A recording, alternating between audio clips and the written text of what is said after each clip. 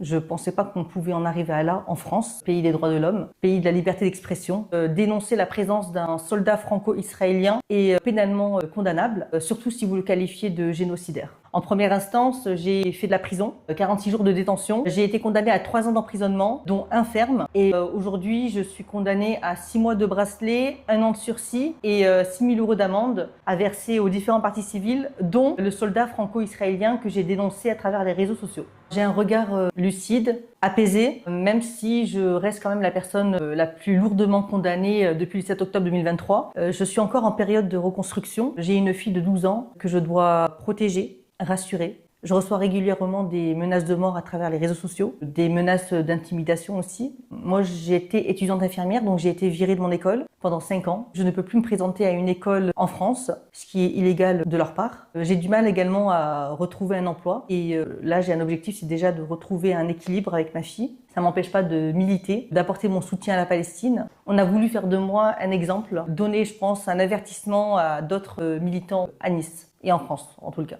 Mon engagement pour la Palestine, fièrement assumé, public, et le fait que ce soit fièrement assumé à travers les réseaux sociaux, c'est ce qui dérange.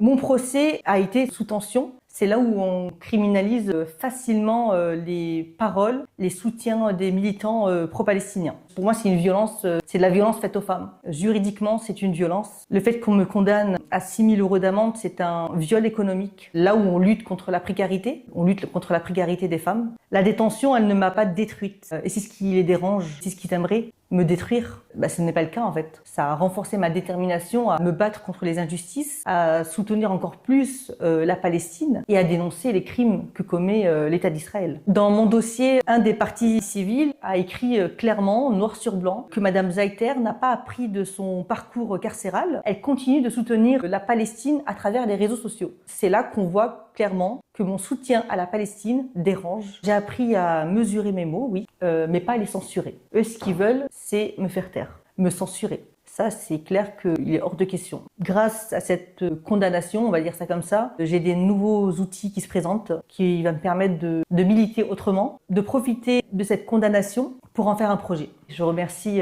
toutes ces personnes qui me soutiennent, des 4 coins de la France, du monde entier aussi. Je reçois énormément de messages de soutien et surtout, j'ai envie de leur dire de continuer de soutenir la Palestine, de le revendiquer à travers les réseaux sociaux, de ne pas avoir peur parce que ce n'est rien face à ce que les Palestiniens vivent et on doit continuer de porter la voix des Palestiniens malgré la censure en France.